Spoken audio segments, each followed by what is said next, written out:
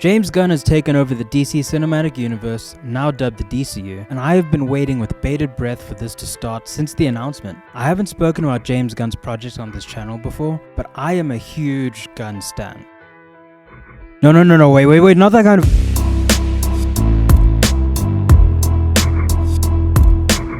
The Suicide Squad and Peacemaker are my favorite DC projects to date, written and directed, mostly in Peacemaker's case, by James Gunn.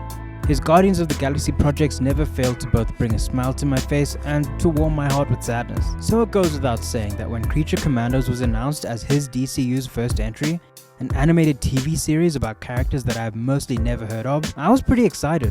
A lot of people forget about this, but the Guardians of the Galaxy were barely D-tier heroes before Gunn got his hands on them.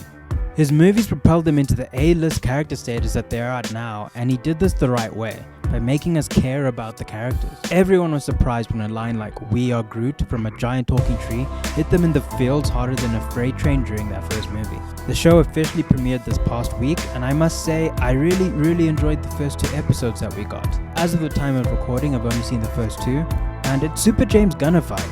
If you've seen the Suicide Squad, then the setup is pretty identical. There's a problem in a foreign country and Waller wants to send her team to deal with it, a disposable team. But after her daughter outed Task Force X, the US government banned her from sending any human prisoners out to fight her battles. Therefore, Waller sends out a team of non-human prisoners, Task Force M, or in our case, Commandos, led by none other than Rick Flag Sr., R.I.P. Rick Flag Jr. We even get title cards for each character and everything. However, as I was watching, I quickly realized that the Suicide Squad, James Gunn's film originally for the DCEU at the time, as well as his series The Peacemaker, is pretty much canon in his adaptation of Commandos. So not only does Rick Flag Sr. directly address his son's death in Corto Maltese, but Waller's daughter is mentioned, who we've only seen in Peacemaker the series.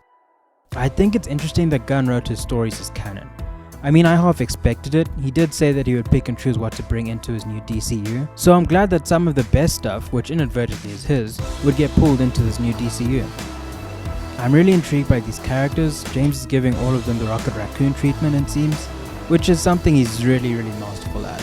Gunn is amazing at writing backstories for the characters, and that grounds them and explains their current issues, whether that be disliking other people, being hesitant to form true connections, and so by the end of the series we should really have a fully fledged team of characters that we can root for.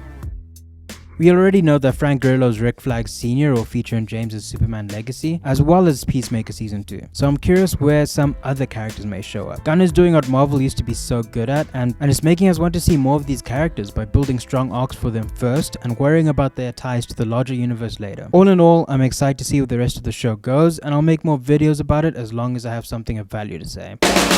These episodes come out every week on Thursday. They're only 25 minutes, and so unless something insane happens, you can probably expect another Commando videos at the end of the series, or if something monumental happens that I have to talk about. Anyway, that's it for me today. Sorry for the shorter video, and also thank you so much for the love of the Arcane video. If you haven't seen that yet, there's a link in the description. I really appreciate you guys, and I appreciate the comments with your guys' input as well. Subscribe, like the video, and have a fantastic day, folks. See you next week.